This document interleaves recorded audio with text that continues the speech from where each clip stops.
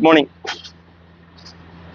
നമ്മള് പൊതുവെ ഗ്രാഫിക് ഡിസൈനെ സംബന്ധിച്ച് ഏറ്റവും കൂടുതൽ ക്രൈസിസ് നേരിടുന്നത് ഹെൽത്തുമായിട്ട് സംബന്ധിച്ചാണ്. കാരണം നമ്മളെ ക്രിയേറ്റീവ് ഔട്ട്പുട്ടിന് വേണ്ടി വളരെ ഹാർഡ് വർക്ക് ചെയ്യുകയും നമ്മുടെ ഹെൽത്ത് ശ്രദ്ധിക്കാതിരിക്കുന്ന അവസ്ഥ ഉണ്ടാവാറുണ്ട്. അപ്പോൾ സ്വാഭാവികമായിട്ടും വെച്ചാൽ നമ്മൾ ടൈം നോക്കാണ്ട് ഓവർ ടൈം വർക്ക് ചെയ്യും, രാവിലെ വർക്ക് ചെയ്യും, രാത്രി വർക്ക് ചെയ്യും, ചിലപ്പോൾ ഉറക്കം ശരിയാവില്ല. അതുപോലെ നമ്മുടെ ഹെൽത്ത് വളരെ ഇഷ്യൂസ് ഉണ്ടാവും.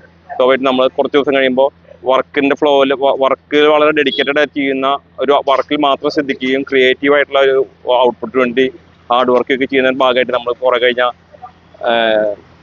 വളരെ തിക്കായിട്ട് മാറും. തിക്കായി മാറുന്നതനുസരിച്ച് പിന്നെ നമ്മളത് ഇപ്പോൾ ഷുഗറോ അല്ലെങ്കിൽ പ്രഷറോ അങ്ങനത്തെ എന്തെങ്കിലും ഇഷ്യൂ വരുന്ന സമയത്ത് നമുക്ക് കണ്ടിന്യൂസ് ആയിട്ടുള്ള ഒരു ട്രീറ്റ്മെന്റിലേക്ക് കൊണ്ടുവരും. അപ്പോൾ സ്വാഭാവികമായിട്ടും ഗ്രാഫിക് ഡിസൈൻ ഏറ്റവും കൂടുതൽ പ്രൈമറി ആയിട്ടുള്ള ശ്രദ്ധിക്കേണ്ട ഒരു വിഷയം എന്ന് പറഞ്ഞാൽ ഹെൽത്താണ്.